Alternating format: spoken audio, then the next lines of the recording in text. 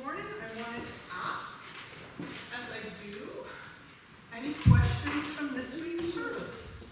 So,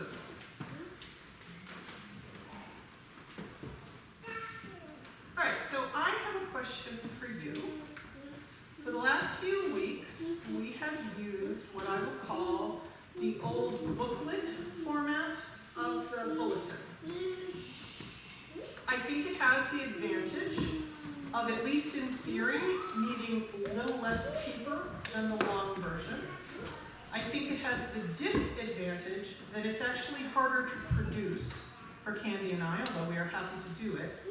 And it doesn't give us a place to give the announcements with the links embedded in it. We do it in the email that goes out, but we don't have a place like we do in the, what I'll call the stapled format, where we can just put the links in the bulletin and you can get that electronically. So what I wanted to check was, if you love the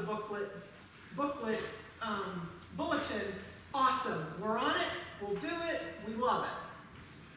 But if you're kind of indifferent, then we might stick with the stapled version because it's simply easier for Candy and I to produce. Does anyone have an opinion? What works? What works? Yeah. Okay.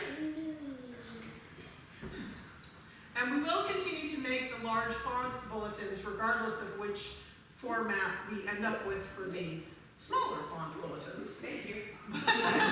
But I just wanted to check because I'm happy to do it, but it seems like maybe because I'm so chatty, there's an awful lot of paper in the middle of those booklet formats. Okay, that was what I wanted to check.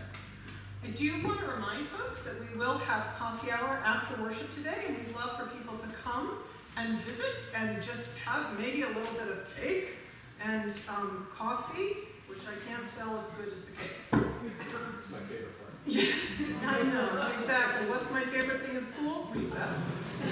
I want to congratulate everyone. The 2022 Stand Down event for homeless veterans collected 96 pairs of socks, 38 pairs of undies, 41 sweatshirts and sweatpants, 7 winter coats, blankets, and other clothing items.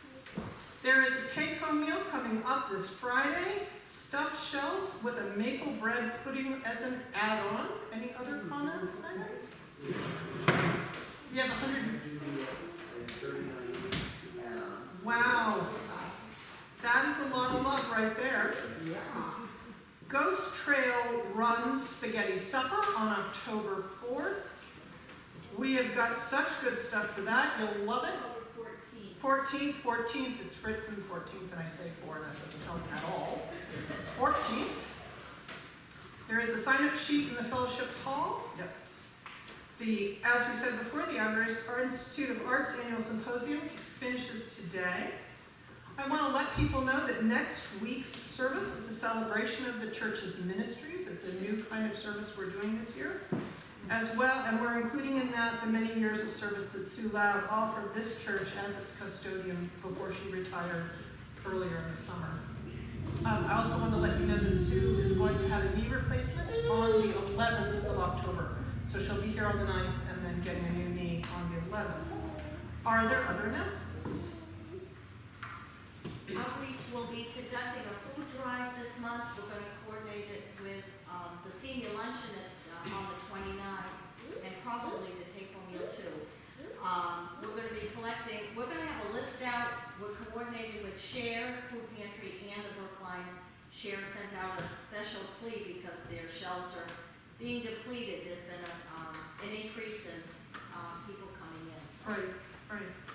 And I know it has been a challenge for some food pantries to get the staples that they need to make life easier for people. So while they are usually very generous with whatever they can, they'll accept whatever they can, there is just such basic needs that we need to be attentive to what they are looking for, not only what is about to go off in our own cabinets.